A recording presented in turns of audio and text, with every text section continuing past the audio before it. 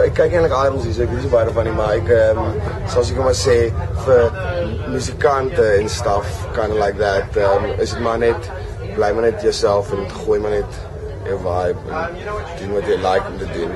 Dis maar die main ding. Soos mense gee mense baie moeilikheid en stuff en appeals en so aan, maar op die einde van die dag is dit alles worth it. As jy 'n gevaarlike gangster rapper kan wees in Afrikaans,